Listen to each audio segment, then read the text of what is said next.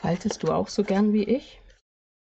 Eine kleine Schatzkiste oder ein Mini-Rucksack oder Karten oder ein Falt-Mini-Buch. Ja, dafür die Anleitung findest du alle auf meinem Kanal hier. Heute mal eine Karte, fast ein One-Sheet-Wonder. Die ist noch nicht ganz fertig, mein Prototyp. In die Karte passt richtig was rein. Gutscheine, Geld, Fotos, da fällt dir sicher so einiges ein. Ideal vielleicht auch für Hochzeit oder Taufe. Das Designerpapier Tintenkunst habe ich hier auf dem Arbeitstisch und damit möchte ich die Karte basteln. Und es geht schon los.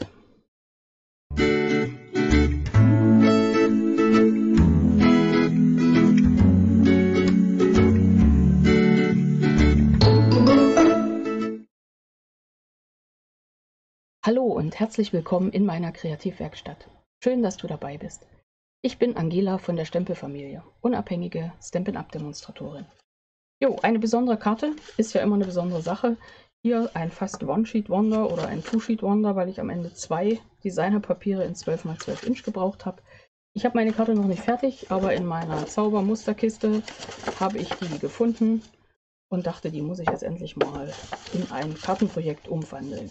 Ja, aus einem einfachen Papier in 12×12 Inch, das sind 30,5 x 30,5 cm, diese witzige Faltung. Und ich denke, in eine Faltkarte rein, die quadratisch ist, ist das eine tolle Karte. Jo, was brauchen wir dazu? Designerpapier, wie schon gesagt, in 12×12 Inch, 2 Stück, fand ich am besten. Außerdem Farbkarton, ich habe Grundweiß genommen, in den Maßen 16×16 cm ein Stück. Und ein zweites Stück, sagen wir mal, in 16×18 cm. Da bist du natürlich wieder frei in alle Richtungen, weil es geht ja immer alles. Man könnte ja vorne auch eine Klappe dran setzen. Ich habe mir jetzt gedacht, ich mache das mit einer Bindung. Habe hier auch schon ein Stück angefangen. Ja, und dann geht das schon mal los. Was machen wir zuerst? Die Faltung. Wir falten ja so gern. Also nehmen wir das 12×12 Inch Designerpapier. Ich bin ziemlich verliebt in diese Tintenkunst. Dachte ich ja erst gar nicht. Und seitdem ich es auf dem Tisch habe, ich habe glaube ich schon die zweite Packung verbastelt.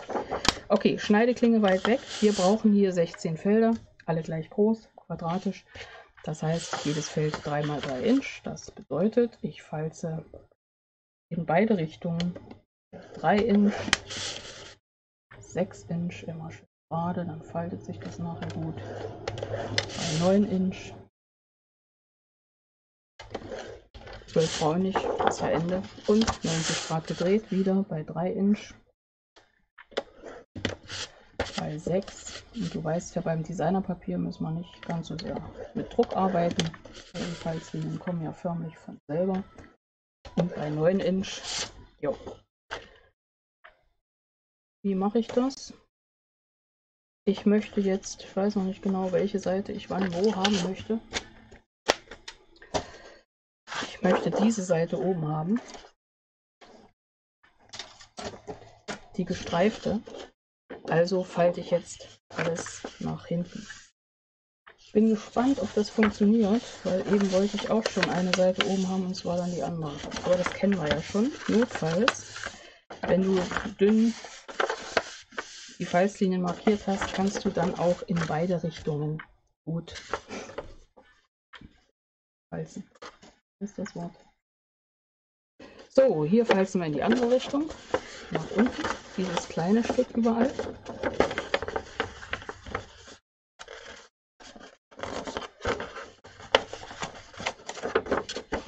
Einmal. Das machen wir alles schon vorher, weil dann sieht man gut die Schnittkanten. Zumindest war das eben so. Also ein Falzbein. Und ich ziehe eine Falzlinie von dieser Kreuzung hier, also erste Kreuzung quer und die Mitte zur nächsten gleichen Kreuzung. Du kannst da was unterlegen. Ich weiß aber, dass es auch so geht. Also mache ich das so. Das soll meine Innenfläche sein. Dann werde ich auch so rumarbeiten und ziehe die Linien praktisch auf dieser Seite, hier Diagonale, und die falze ich jetzt. Und zwar stellst du dir das so vor, hier drüben ist ja die Kreuzung, die schräg Diagonale.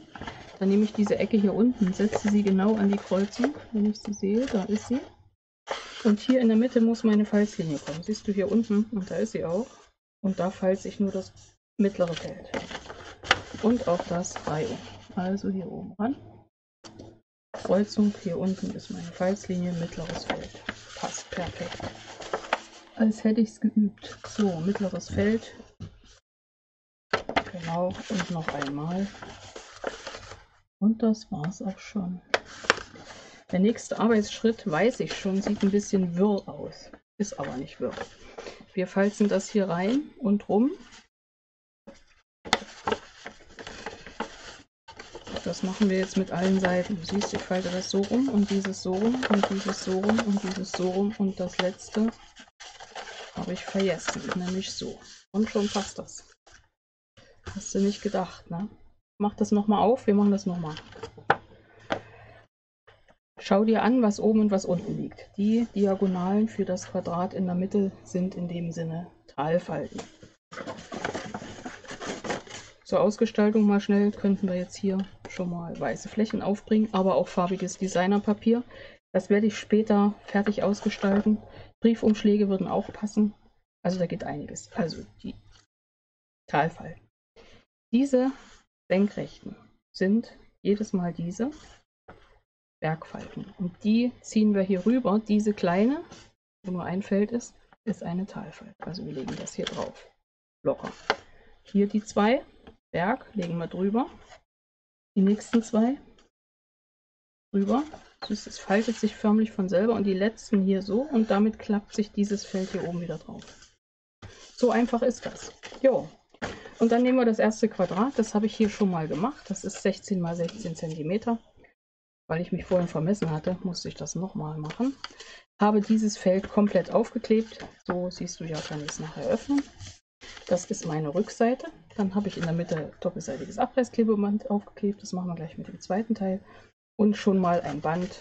Ich habe mir zugeschnitten, hier die Länge etwa 40 cm. Man weiß ja inzwischen lieber ein bisschen länger. Abschneiden geht immer.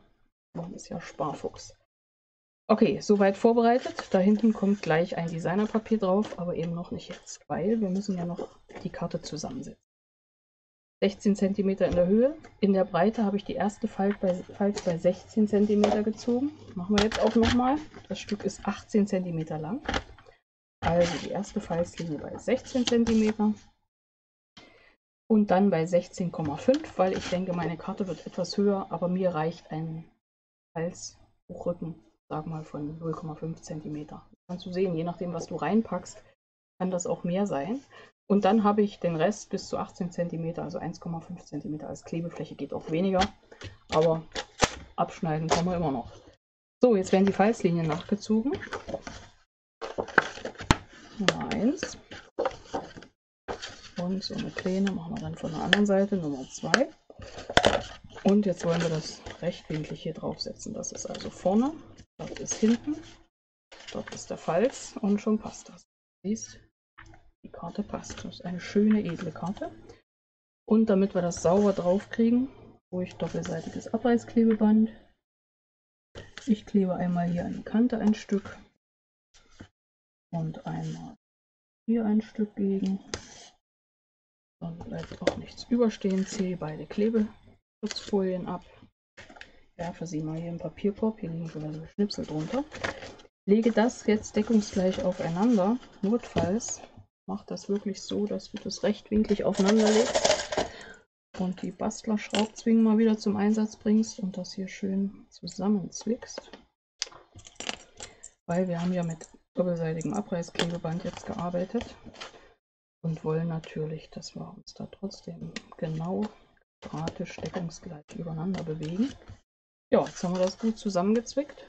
Sieht gut aus, Kanten sehen gut aus. Die Richtung stimmt auch, genau. Und jetzt klappen wir das einfach hier rum. Und schon ist die Rückseite fertig. Machen wir ganze Zwickerei wieder ab. Packen wir wieder weg. Und das erste Designerpapier, das habe ich jetzt wieder in den 6 x 6 Inch und das passt genau, klebe ich hier hinten mittig drauf.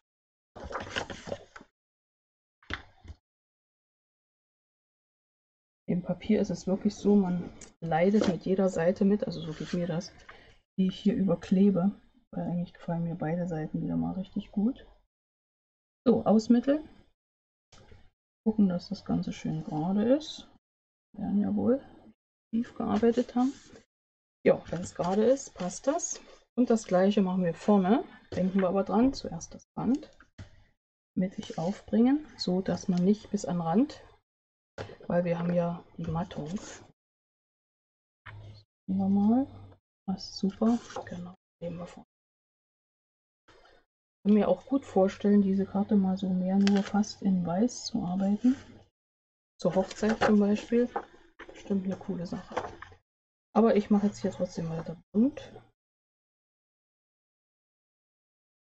Ich werde demnächst nochmal zu dieser Karte eine Anleitung machen mit ein bisschen Innenausgestaltung und ausführlicher. Da kannst du dich schon mal drauf freuen. Jo, heute ging es um die Grundform. Ein One-Sheet-Wonder Mini-Book abfällt, Kartenelement, was auch immer. Also es ist ja, das Papier ist ja schon so, dass man eigentlich nichts mehr damit tun muss. Total schicki, machen wir auf. Jetzt kommt noch, auch hier könnten wir wieder variieren, aber wir nehmen nochmal das schöne bunte hier innen rein. Legen das